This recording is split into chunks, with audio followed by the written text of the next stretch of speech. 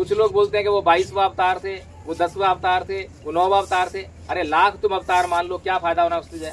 जो भगवान बुद्ध ने बातें बताई वो तो तुम मानते नहीं हो। मानते हैं क्या?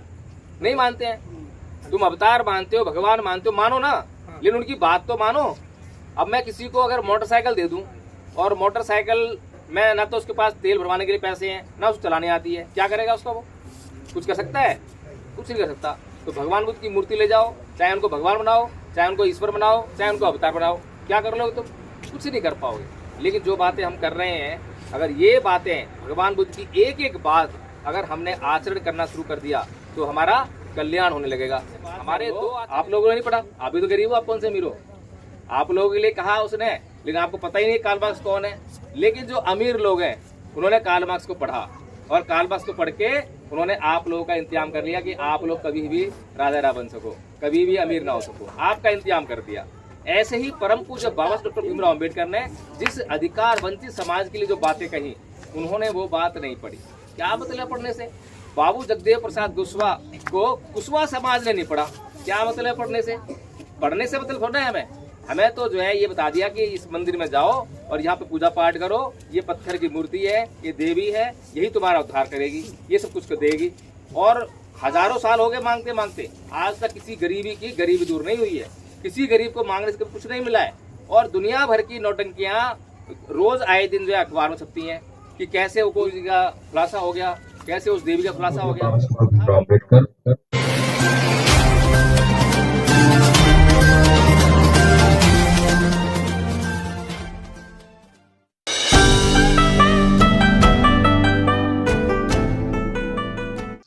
छोटी बुद्धि के लोग जो है जाति से जोड़कर देखते हैं। और वे कौन से देश के लोग हैं? इसी देश के लोग जहां पर परम पूज्य बाबा डॉक्टर भीमराव अम्बेडकर पैदा हुए। लेकिन पूरी दुनिया उन्हें कैसे देखती है? पूरी दुनिया उन्हें छोटी जाति का नहीं कहती, अछूत नहीं कहती। ये शब्द कौन इस्तेमाल करता है? केवल भारत के लोग, केवल हम लोग करते हैं। पूरी दुनिया उन्हें क्या कहती है? पूरी दुनिया कहती है द सिंबल ऑफ नॉलेज, ज्ञान का प्रतीक। इसका मतलब समझते हैं आप कि ज्ञान जिसे कहते हैं ज्ञान, नॉलेज, उसका प्रतीक है बाबा साहेब। और ये कितना बड़ा सम्मान है? पूरी दुनिया में जो है ये सम्मान किसी और व्यक्ति को नहीं मिला।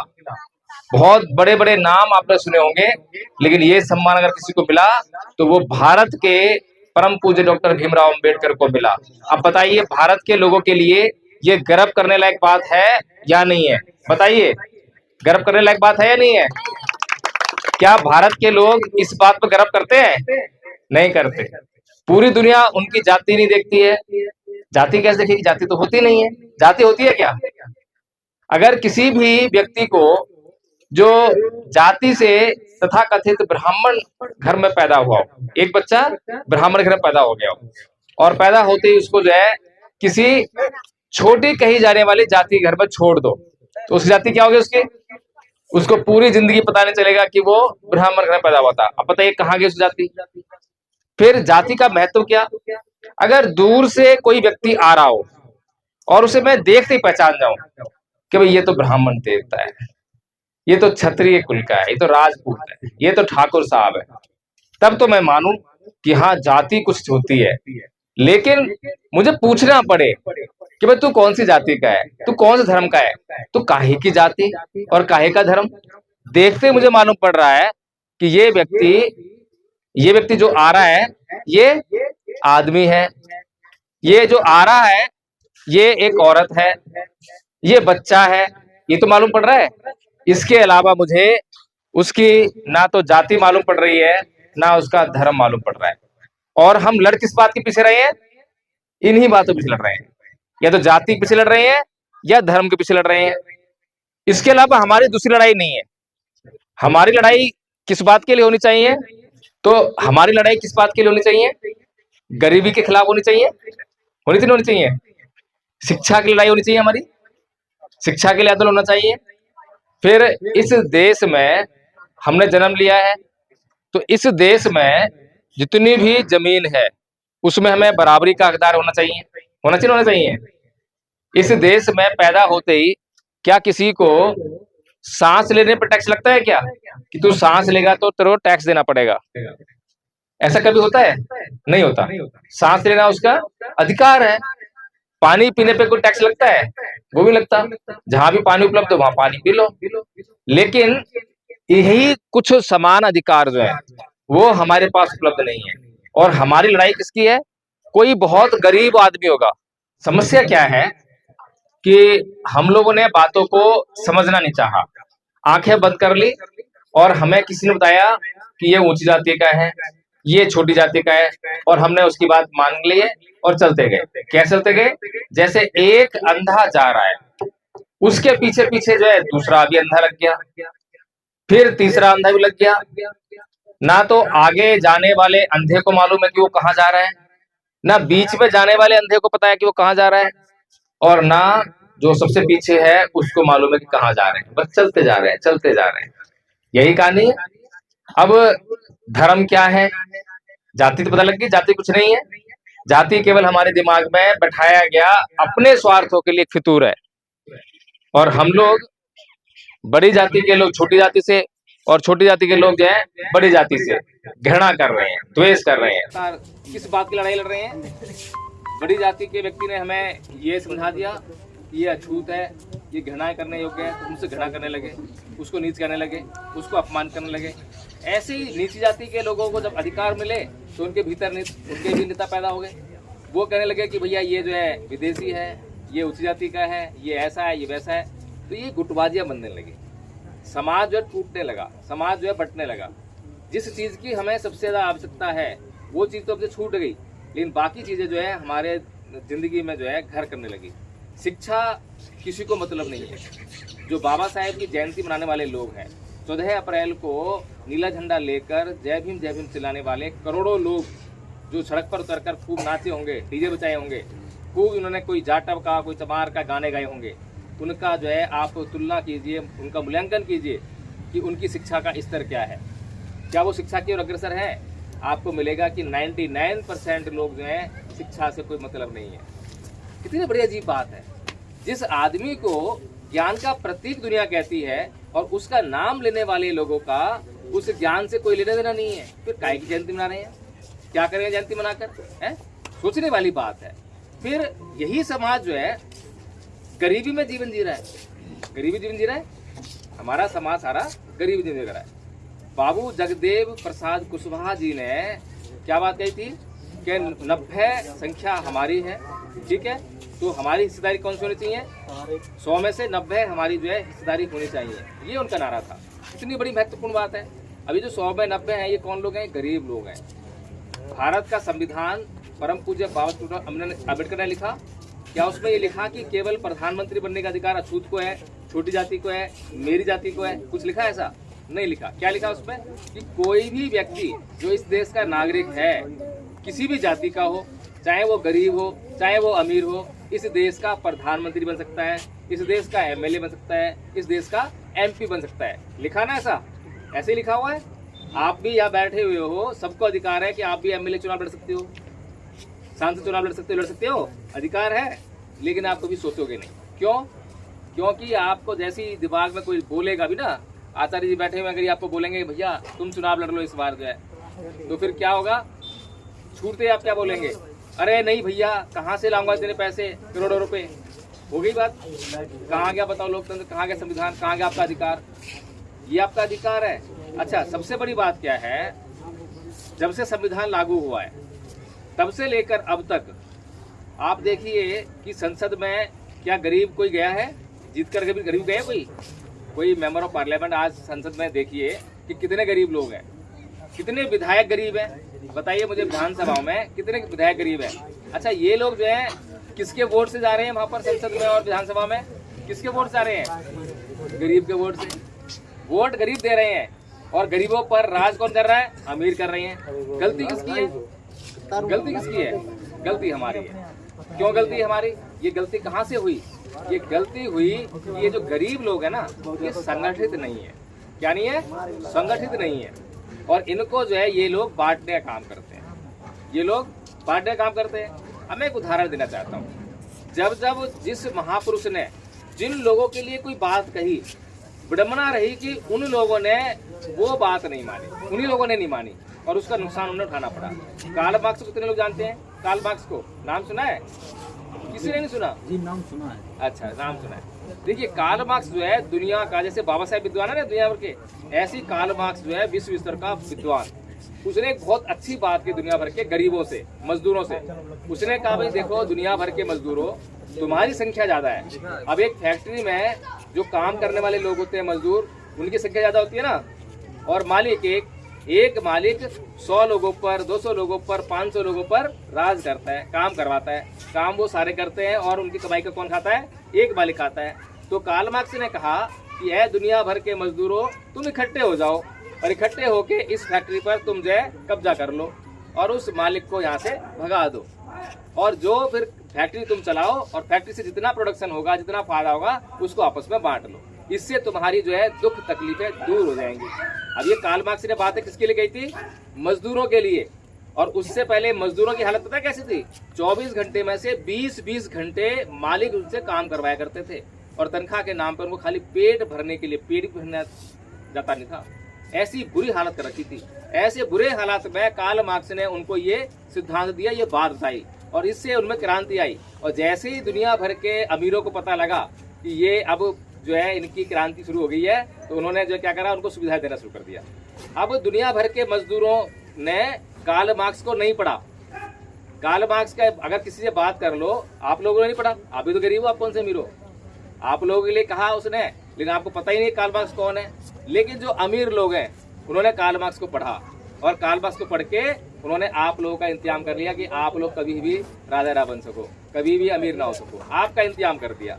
ऐसे ही परम पूज्य बाबा डॉक्टर भीमराव अम्बेडकर ने जिस अधिकार वंचित समाज के लिए जो बातें कही, उन्होंने वो बात नहीं पढ़ी। क्या मतलब पढ़ने से? बाबू जगदेव प्रसाद कुशवाहा को कुशवाहा समाज ने नहीं पढ़ा। क्या मतलब पढ़ने से? पढ़ने से मतलब थोड़ा है हमें तो जो है ये बता दिया कि इस मंदिर में जाओ और यहाँ पे पूजा पाठ करो, ये पत्थर की मूर्ति है, ये देवी है, यही तुम्हारा उद्धार करेगी, ये सब कुछ देगी। और हजारों साल हो गए मांगते मांगते, आज तक किसी गरीबी की गरीबी दूर नहीं हुई है, किसी गरीब को मांगने से कुछ नहीं मिला है। और दुनिया भर की नौटंकियां रोज आए दिन जो है अखबार में छपती हैं कि कैसे उस गुरु जी का खुलासा हो गया, कैसे उस देवी का खुलासा हो गया। उदाहरण देता हूं मैं, एक लड़की जैसे ये लड़की बैठी है, मैं इसको यहाँ पे बिठाऊं कुर्सी पे और इसको लाल चुन्नी उड़ा दूं, थोड़ा तिलक लगा दूं, इसके गले में जब फूल माला दे दूं इसको जो है, और इसके सामने मोमबत्ती अगरबत्ती वगैरह जला दूं और 50 लोगों को जो है इकट्ठा कर लूं एक बात के लिए कि भाई तुम्हें बस एक ही बात करनी है कि तुम्हें इसको जो है सब जगह जाके देवी मैया कहना है।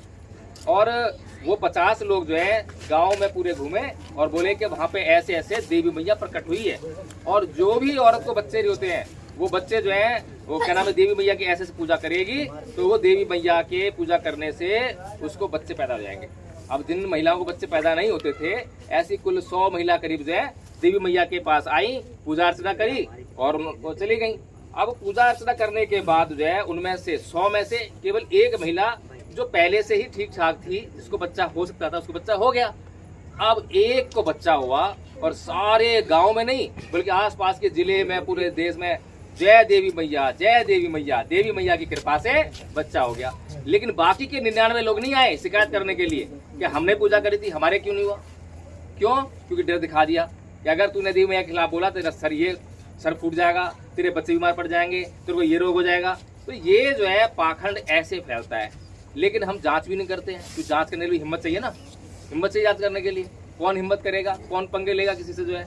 तो इसी तरह से जो है हमारे देश में कुछ चालाक लोग, कपटी लोग हमें लगातार मूर्ख बनाते हैं और हमें कभी संगठित नहीं होने देते। कभी धर्म के नाम पर लड़ाएंगे, कभी जाति के नाम पर लड़ाएंगे और इस समाज को बांट के रखेंगे। तो अब समस्या क्या है और हल क्या है? समस्या भी हमारे हाथ में और हल भी हमारे हाथ में। सबसे पहले समस्या उत्पन्न हो रही है हमारे व्यवहार से, कि हम आपस में जो बातचीत करते हैं, हमारे आपस में बातचीत करने का लहजा ठीक नहीं है। लहजा ठीक है क्या? आपस में कैसे बात करते हैं? अरे तू कहा दो है, ऐसी बात करते हैं चिल्ला चिल्ला के और गाली दे बात करते हैं। और क्या करते हैं कि ईंट का जवाब पत्थर से देना, सुना है आपने? सुनिए, सुना है। कैसी बात है? अच्छी बात है, बुरी बात है? बुरी बात है। क्यों बुरी बात कैसे है? कोई हमें मारे तो हम क्या छोड़ दें उसको? फिर तो ईंट पत्थर से देंगे उसको? देंगे ना? हैं भाई, कोई हमें मारे तो हम क्या छोड़ देंगे? ईंट का जवाब पत्थर से देंगे। यही बात जो है हमने अपने बच्चों को भी सिखाई। क्या किसी से पिट के मत आइयो, किसी की सुन के मत आइयो, कोई एक कहे तो चार सुना के आइयो। ऐसे सिखाते। और अगर गलती से पिट के आ गया तो मैं पिटूंगा, ऐसे बोलते हैं। ये हमारा कल्चर है, ये हमारी संस्कृति है जो हमारे दिमाग में बचपन से ही भर दी जाती है। और उसको नाक का सवाल रहता है कि किसी ने अगर किसी को थोड़ी सी पिटाई कर दी तो उसकी बेइज्जती बताई जाती है, तेरी बेइज्जती हो गई है। ऐसा होता है। हमें कोई अगर एक थप्पड़ मार दे तो हमें ऐसा लगता है नहीं क्या पहाड़ टूट गया, कितनी बड़ी बेइज्जती हो गई है, क्योंकि नाक हमारी जो है बहुत बड़ी है। कोई कैसे कह देगा, किसी ने गाली दी तो हमारी नाक का सवाल बन गया। ऐसे होता है। अब हुआ ये कि हमने अपने बच्चों को सिखाया ये सब। अब बच्चे की परीक्षा थी, अगले दिन गया एग्जाम देने, 4 लोग मिल गए उसको। ऐसे ही लोग मिल गए 4, तो उन्होंने कुछ बात कह दी उसको। अब कुछ उसने कहाँ सुननी थी, सीखा क्या था उसने, 1 की 4 कहनी, उसने भी 1 की 4 कह दी। अब उनने 1 की 4 सुनी तो उसकी फ्राई कर दी। हाथ में चाकू था, चाकू मार दिया। बंदूक थी, गोली मार दी, वो मर गया। अब उस बच्चे की हत्या का दोषी कौन है? किसने करी उस बच्चे की हत्या? बताओ मुझे। किसी बात ने करी ना। ईंट का जवाब पत्थर से देना। तो ये संस्कृति जो है, जो हमें ईर्ष्या सिखाती है, द्वेष सिखाती है, घृणा सिखाती है, हिंसा सिखाती है, क्या ये संस्कृति अच्छी है? अभी आचार्य जी ने आपके सामने एक गाथा कही, नाही वेरेन वेराणी समंती गुदाचरंग अवेरन च समंती ऐस धम्मो सनंतनो, कि वैर से कभी वैर शांत नहीं होता, अवैर से ही वैर शांत होता है। अब बताओ ये बात कितनी अच्छी है। और इस बात को दुनिया का कौन सा आदमी इनकार कर देगा, चाहे वो हिंदू हो चाहे मुसलमान हो। लेकिन हमारी समस्या ये है कि हम तो बचपन से ही वैर करना सीखते हैं। हमें तो लड़ने में मजा आता है, हमें तो किसी को थप्पड़ मारने में जाता है, किसी ने गाली दी तो उसको बस दबाने में जाता है, डांटने में जाता है, मारने में जाता है। और एक गाली दिए तो 4 गाली देकर उसको शांत करने में ही हमारे को मन को शांति मिलती है। ऐसा ही है जी। अब ये बताओ, एक संस्कृति ईंट का जवाब पत्थर से देने वाली, जिसने आपके बच्चे की जान ले ली। अब ये दूसरी संस्कृति है। कौन संस्कृति है? बुद्ध की संस्कृति। वो क्या कह रही है कि वैर से कभी वैर शांत नहीं होता। तो आप अपने बच्चों को क्या समझाओगे? जो बौद्ध संस्कृति के लोग होंगे वो अपने बच्चों को जब ये गाथाएं याद कराएंगे, ये गाथाएं सिखाएंगे, तो बोलेंगे बेटा कभी भी कोई तुमसे कोई बात कह दे तो बुरा मत मानना। ठीक है, पहली बात तो बुरा मत मानना। दूसरी बात, पलट के जवाब मत देना। तीसरी बात, डरने की जरूरत नहीं है, उनसे पूछना क्या जरूर अंकल जी मुझसे कोई गलती होगी जिसकी वजह से आपने मुझे गाली दी है, आपने मुझे मारा है, मुझे मेरी गलती बता दो ताकि मैं वो गलती सुधार लूं। अब बताओ, आपके बच्चे की हत्या हो सकती है क्या इस बात करने पे? ऐसा व्यवहार करने पे आपकी बच्चे की हत्या हो सकती है क्या? कभी नहीं हो सकती। तो एक संस्कृति वो है जो पल प्रतिपल जो है हमें मार रही है, और दूसरी संस्कृति वो है जो पल प्रतिपल आपकी रक्षा कर रही है। तो हमें कौन सी संस्कृति की जरूरत है, बताओ मुझे आप, कौन सी जरूरत है? ये हमने लिखा ना यहाँ पे, मैं कहता मैं बात बताऊंगा। सांस्कृतिक परिवर्तन यात्रा कार्यक्रम, गांव-गांव जाकर, शहर-शहर जाकर हम यही बात जो है लोगों को समझाने का काम कर रहे हैं। आज पूरी दुनिया जो है किस बात से जल रही है? काम, क्रोध, मोह, लोभ, द्वेष, तृष्णा, ईर्ष्या, राग भरे चित्त में, दिमाग में है कि नहीं है? और जिस समय ये पूरा देश, आपको शायद मालूम नहीं होगा क्योंकि आपके बीच में शायद कोई आया नहीं आया, भीम आर्मी जैसे संगठन जो है होला तो खूब मचाते हैं, लेकिन ये सब बातें बताने के लिए वो नहीं आते होंगे। शायद आते हैं क्या? नहीं आते हैं। तो ये पूरा देश जो है बौद्ध में था, हम सभी बौद्ध थे, हमारे पूर्वज जो है बौद्ध थे। किसी को शक है इसमें? अगर किसी शक हो तो हैंड रेज करें, हाथ खड़ा करें। किसी शक नहीं है? सबको पता है? उदाहरण देता हूँ, पक्का कर देता हूँ मैं आपका, जो भी आपको विश्वास भी है तो पक्का कर देता हूँ। अभी जो अफगानिस्तान है, अफगानिस्तान में अमेरिका था पहले, और अभी तालिबान ने उस पर अधिकार किया, पता है सबको? अभी तालिबान ने राज किया ना, उस पर कब्जा किया है ना, अमेरिका को वहां से निकाल दिया। उस तालिबान ने अभी भगवान बुद्ध की मूर्तियां तोड़ी हैं अफगानिस्तान में। अफगानिस्तान कौन सी जगह है? वो बामियान, अफगानिस्तान की बामियान जगह है, जहां पर विशाल चट्टाने, बहुत बड़ी बड़ी चट्टाने थी, उसको काट के भगवान बुद्ध की मूर्तियां बनाई गई थी। उसको तोप के गोले लगाकर जो है तालिबान ने तोड़ दिया, अभी तोड़ा है। अब मुझे ये बताओ, अफगानिस्तान में क्या हिंदू रहते हैं? या बौद्ध रहते हैं? ना हिंदू है ना बौद्ध है, कौन है? मुसलमान रहते हैं। पाकिस्तान में मुसलमान रहते सारे हैं। नाम मात्र कोई इक्का दुक्का कोई हिंदू मिल जाए, बौद्ध तो छोड़ो, हिंदू मिल जाए तो बड़ी बात हो जाएगी, है ना। तो ये बताओ, क्या मुसलमान लोग क्या मूर्ति बनाते हैं? वो तो मूर्ति बनाते नहीं है, बल्कि तो मूर्तियों से घृणा करते हैं, मूर्तियों तोड़ने वाले हैं। तो अफगानिस्तान के बामियान में भगवान बुद्ध की इतनी बड़ी मूर्ति जो चट्टानों काट के बनाई, वो कहाँ से आ गई? कहाँ से आई वो? क्योंकि इससे ये साबित होता है कि कभी पूरा का पूरा अफगानिस्तान बौद्ध रहा होगा। जब वहां पर बौद्ध थे तो ही बौद्धों ने भगवान बुद्ध की मूर्तियां बनाई, क्योंकि बौद्ध लोग ही भगवान बुद्ध की मूर्ति बनाएंगे, हिंदू बनाएंगे ना, मुसलमान बनाएंगे ना, सिख बनाएंगे, वो तो अपने अपने बनाएंगे, हैं। तो सोचिए कितना बड़ा गौरवशाली धर्म है। और खाली मूर्तियों में गौरव नहीं है, इसके गुण में गौरव है। क्योंकि इतिहास उठाकर देख लो कि भगवान बुद्ध के धम्म को फैलाने के लिए, फैलने के लिए एक बूंद भी रक्त की नहीं बही है, एक बूंद खून की नहीं बहाई गई है। बताओ कभी कोई किसी को पता हो कि कभी किसी को मार के पीट के धर्म प्रचार किया गया हो भगवान बुद्ध का? कभी हुआ है? लेकिन दुनिया भर के जो बाकी के धर्म है उनका इतिहास उठा के देख लो, क्या है उनका इतिहास का क्या नाम है, धर्म का प्रचार का तरीका क्या है उनका? हिंसा। इस्लाम कैसे फैला? एक हाथ में कुरान, एक हाथ में तलवार, या तो ये या फिर ये, ऐसे ही फैला। और आज भी देख रहे हैं जिहाद के नाम पे क्या हो रहा है, तालिबान क्या करता है? इस्लामिक देशों में जो है किस प्रकार से आज़ादी का गला उड़ा जाता है, देख रहे हैं ना। ये तो किसी छुपा हुआ नहीं है। ईसाइयों का भी इतिहास ऐसा ही है, लोभ लालच देकर, बहकाकर, फुसलाकर।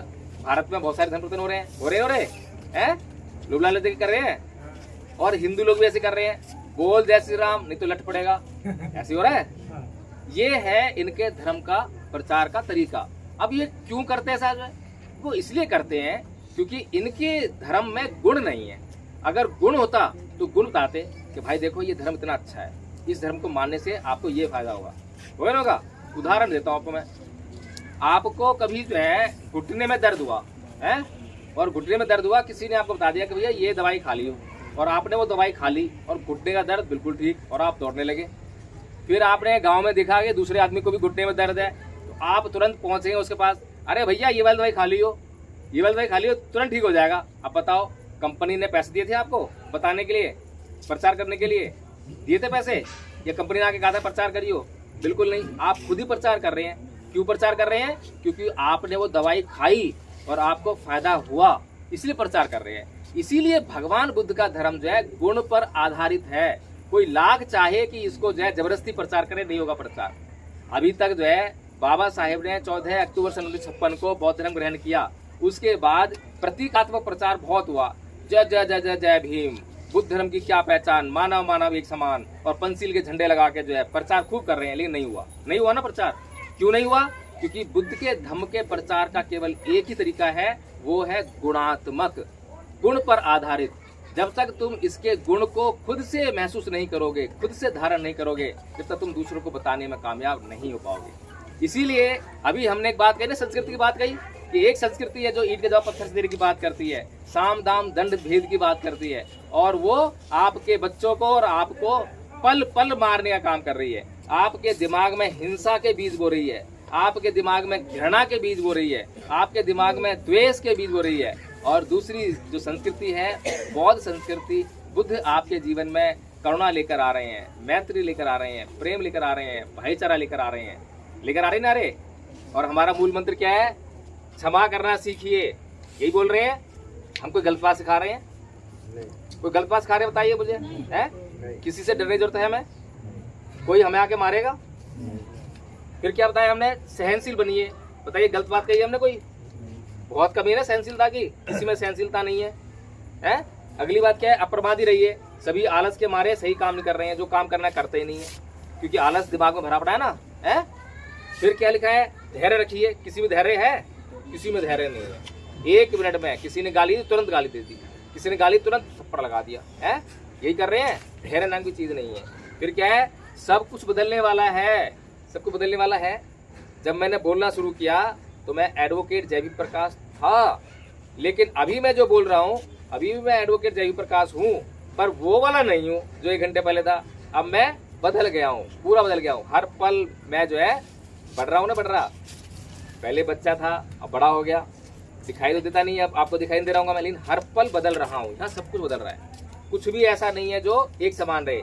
इसी तरह से हमारे जीवन में दुख आते हैं तो वो भी बदलेंगे, सुख आते हैं तो वो भी बदलेंगे। कुछ भी समान नहीं है, कुछ भी क्या नाम है, नित्य नहीं है, सब कुछ अनित्य है, बदल रहा है। तो इसी तरह से हमें जो है समझने की जरूरत है कि भगवान बुद्ध ने आखिर ऐसा कौन सा अपराध किया जिससे कि इस देश के लोग भगवान बुद्ध को नहीं जानते, भगवान बुद्ध को भूल बैठे हैं। कोई बताए मुझे जरा, किसी को पता हो तो कि भगवान बुद्ध ने ये कुकर्म करा था, ये अपराध करा था, कोई बताएगा? कुछ लोग बोलते हैं कि वो 22वां अवतार थे, वो 10वां अवतार थे, वो 9वां अवतार थे। अरे लाख तुम अवतार मान लो, क्या फायदा होना उससे जाए। जो भगवान बुद्ध ने बातें बताई वो तो तुम मानते नहीं हो। मानते हैं क्या? नहीं मानते हैं। तुम अवतार मानते हो, भगवान मानते हो, मानो ना, लेकिन उनकी बात तो मानो।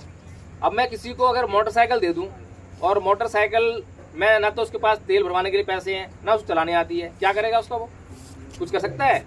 कुछ नहीं कर सकता। तो भगवान बुद्ध की मूर्ति ले जाओ, चाहे उनको भगवान बनाओ, चाहे उनको ईश्वर बनाओ, चाहे उनको अवतार बनाओ, क्या कर लोगे तुम? कुछ नहीं कर पाओगे। लेकिन जो बातें हम कर रहे हैं, अगर ये बातें भगवान बुद्ध की एक एक बात अगर हमने आचरण करना शुरू कर दिया तो हमारा कल्याण होने लगेगा। हमारे 2 आचार्य बैठे हैं यहाँ पर,